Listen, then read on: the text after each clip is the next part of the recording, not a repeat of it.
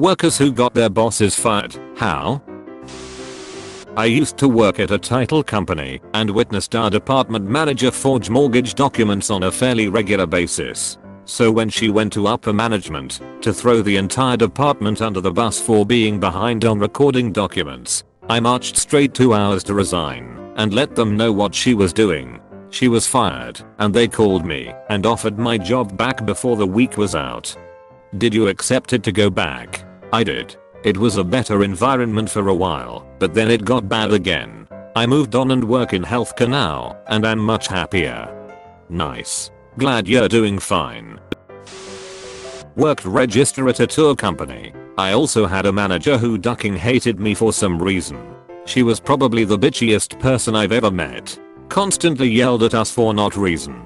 Got onto me about answering questions a new hire had when I was asked. Not her. Wrote down I was 30 minutes late for a shift when I was 2 minutes late, etc etc. We had a sneaking suspicion that she was taking money from our tills, as she was always the one who counted down the till when someone got fired for stealing cash. I made it a habit to count down every bill when I gave it back to a customer, because we would get paid docked if we were even $1 off. So if a customer had $23 in change, I'd count 20. 1, 2, 3 in front of them, so I knew I'd given back the right amount. We also had cameras pouring at the registers. Well, one day my GM pulls me aside and says $20 was missing from my till and they were going to fire me. I straight up told my boss she could look at the cameras, because I counted out all my bills for customers. Lo and behold, bitchy bitch was the one who counted down my till and got caught on tape pocketing the money. She was gone by my next shift. Duck you, Jennifer. I won. Why wouldn't they be checking cameras regardless if they are going to fire someone for stealing? What idiots. I didn't say it was a well-run company. Fair enough, LMAO. Was the head chef of a small restaurant that I eventually owned before my life collapsed. But that's another story. The owner, who was rarely there, suspected the general manager of stealing. On quiet nights, if she thought she wasn't asking enough on tips, place was small enough that on slow nights it was just the two of us working, she would go out to the computer from the manager's screen and delete any tables that were paid in cash, pocketing the money. I got suspicious when my food cost numbers would just never add up to what was being sold. So I got a hold of the software compare then ran out computer system. And it turns out they have a backdoor that even the management can't see that logs every single keystroke. Turns out she had ripped off close to $20,000 over a 6-month period. She was asked to leave after that, but for some reason the owner didn't bother to press charges. Probably due to it being a small business. It would be easier and more profitable to just let the arsehole go. Legal fees would end up costing them a lot more in the long run. Honestly, I think he was just too lazy to deal with it. He's always been like that. I had a job that required my supervisor to be doing evaluations of my cases and charts. She just hadn't, in months. She and my director ordered me and my co-workers to do our own chart audits, fill out the forms, and they would sign off. I was so tired of not having adequate supervision. Staff meetings weekly where she yelled at us and invariably someone cried due to the stress and lack of support, and not having been paid enough to do everything I was doing in their job. I refused. I was told to do it or I would be fired. Nope. So I got fired.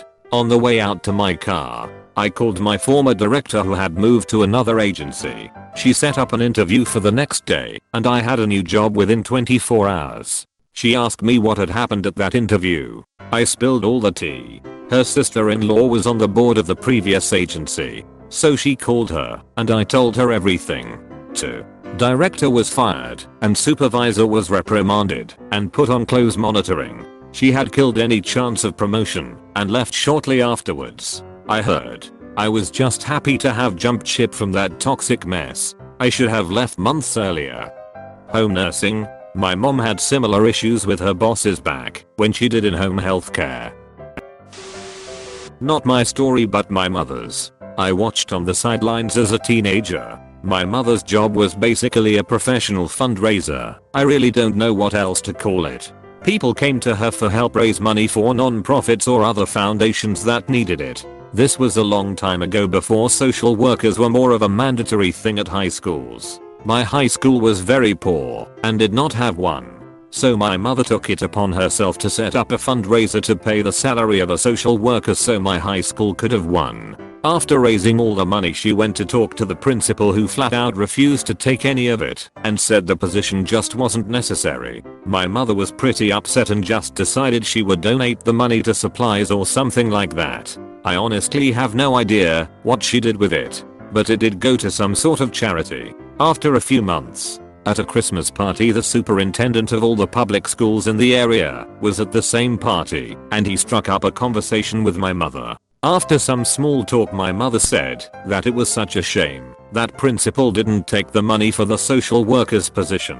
The superintendent was dumbstruck and then told her that he had ordered principal to find funding for that position, and when superintendent asked him about it, he replied with, "No one is interested in that, and we just couldn't get the money for it." Needless to say, he lost his position, and whenever we came back from the holiday break, the school was hiring for his position. I used math to prove to their superior how severely my boss had underestimated turnover 3+ years in a row, costing a ton of money and labor issues. One day earlier, the boss had screamed at my team until his face went purple, making a huge spectacle in front of the entire floor. The gist was that we were colluding against the company by a handful of us electing not to renew our contracts. Came back with graphs and maths. Baby. He was demoted and transferred out a couple weeks later. Pro tip: don't make a grumpy scapegoat out of someone who loves to make Excel graphs. Why is it that upper management love Excel graphs so much? We had a temporary boss for 7 months who was a nightmare, but the higher ups loved him because he did great graphs. There was a party when he left. They like graphs because not having to spend time learning what is actually going on in the company, simplifying the process into numbers, makes it easier for them to make decisions. The simpler the information coming to them is, the less work they have to do, and they've got the power to make people give them simpler information. So graphs. It doesn't matter if the graphs are crap and their decisions are crap. They've usually got high enough stilts to keep their feet dry should the water rise.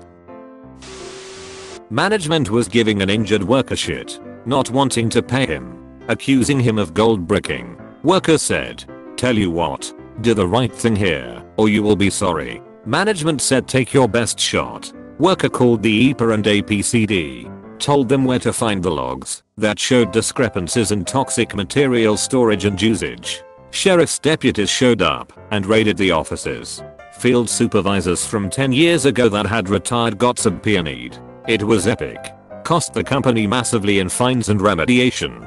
All because you wanted to duck with one poor bastard. Never, never, never duck over the guy who knows where the real books are.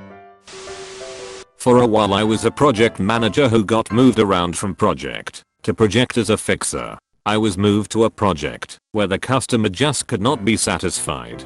No matter how many people, how much attention, how we bent over for them. Our programs director, who should have been our advocate, would not manage the customer and instead just hammered his employees to do more. People on our team were being let go due to failure or quitting outright due to burnout. And he was bitching that he couldn't get good people. Because of my sort of special position as general dog's body, I happened to have the ear of our VP, and this project came up in casual conversation. I mentioned that it seemed funny that if the director was doing his job, how so many employees that we knew by fact and reputation were good employees had failed. A week later I heard that the director had been let go and nothing of value was lost.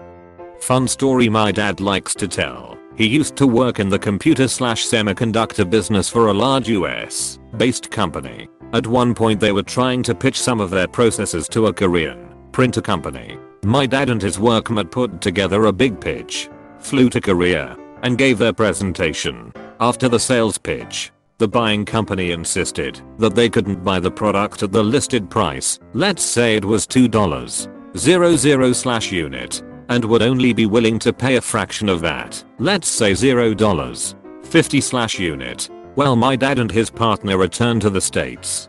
talk their production guys, engineers, etc. and put everyone through about a month of crunch to try to get the manufacturing cost on this thing down. Finally they managed to get the price close to the requested amount and throw a little celebratory party for their staff. One of VPs from a different department happened to be in town at the time, so he showed up to the festivities. When my dad explained what the party was for, his face apparently just sunk.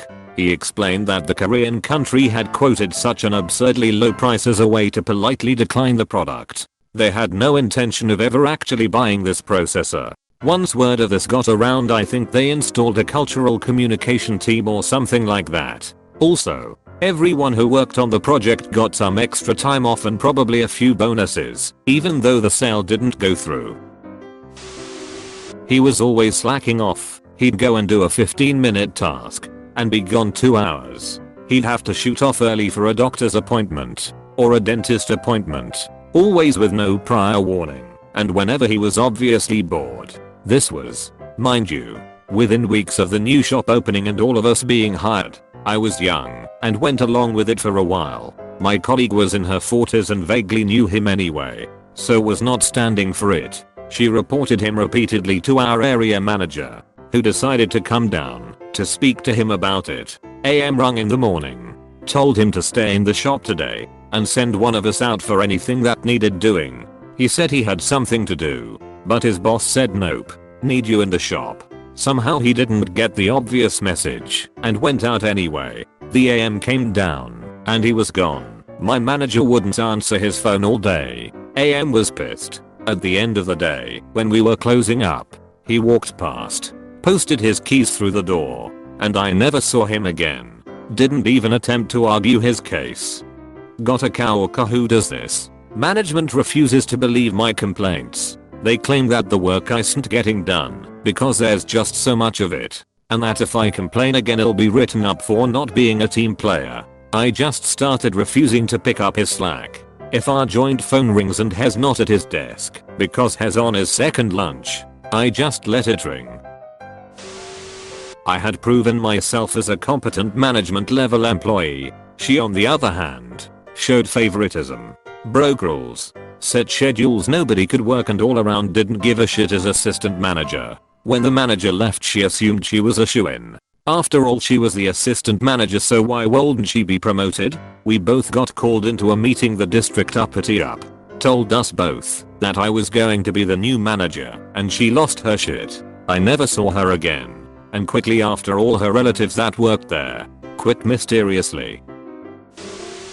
I used to be a store manager at sneaker/sporting goods store in the mall. One of my co-managers was ducking one of my underage employees in that back stock room after the store closed on a regular basis. This was going on for several months apparently. I found out when said teenager came to me and she said that my co-manager promised her a raise that she never got. I asked her why. He said that he would give her a raise. That is when she told me about the sex in the stockroom. I had to call the police and corporate about this. We arranged a sting with help of the girl, as she acted out for the police that to meet up with my co-manager after work. Basically caught him with his pants down, to use the term. I got my boss disbarred. He was an attorney who was a serial sexual abuser of female client/criminal defendants. He got away with it for over 20 years and preyed upon at least 12 different victims. The Office of Attorney Regulation censured him multiple times for other offenses, like being late to pay his annual bar fees. But even though they knew about at least 5 of the victims, they wouldn't disbar him. I discovered that the Office of Attorney Regulation decides whether to pursue an action against an attorney based on a cost/benefit analysis. I gathered as much documentation of everything as I could over a 6-month period. Hero. Thanks for watching. Don't leave before leaving a like to this video.